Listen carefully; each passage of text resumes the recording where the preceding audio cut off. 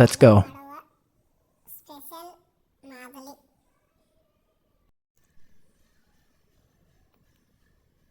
ಹಿಟ್ಟು ಜಾಸ್ತಿ ಹೊಡೆದಾದ್ಮೇಲೆ ಹಿಟ್ಟಿಗೆ ಸ್ವಲ್ಪ ಎಣ್ಣೆ ಹಾಕಿ ಆಮೇಲೆ ನೀರು ಹಾಕಿ ಸ್ವಲ್ಪ ಚೆನ್ನಾಗಿ ಕಲಸೋದು. ಆಮೇಲೆ ಹಿಟ್ಟು ಹದಾದ್ಮೇಲೆ ಸ್ವಲ್ಪ ನೀರು ಹಚ್ಚಿ ಒಂದು ಪ್ಲೇಟ್ ಮುಚ್ಚಿಡೋದು.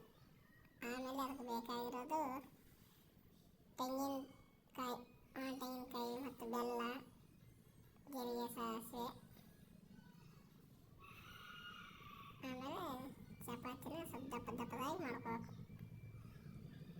ಸ್ವಲ್ಪ ಚೆನ್ನಾಗಿ ದಪ್ಪ ಮಾಡಿದ್ರೆ ಮುರಿಯೋಕ್ಕೆ ಚೆನ್ನಾಗಾಗುತ್ತೆ. ಆಮೇಲೆ ಲಟ್ಟಿಸ್ಕೊಂಡು ಚೆನ್ನಾಗಿ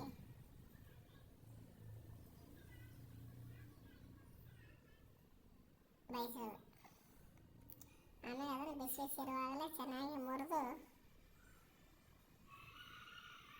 ಚೆನ್ನಾಗಿ ಸ್ಮೂತಾಗಿ ಚಿಕ್ಕ ಪೀಸ್ ಮಾಡೋದು.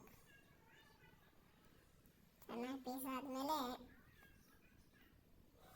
ಬೆಲ್ಲ, ಕೊಬ್ಬರಿ ತುರಿದ ಕೊಬ್ಬರಿ,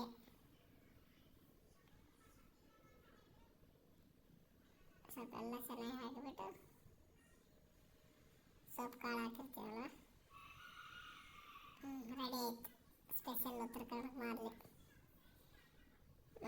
ಚೆನ್ನಾಗಿ ಹಾಕಿದ್ಮೇಲೆ ಹಾಲು, ಬಿಸಿ ಹಾಲು ಮತ್ತು ತುಪ್ಪ ಸಾಕಾಗಿರುತ್ತೆ.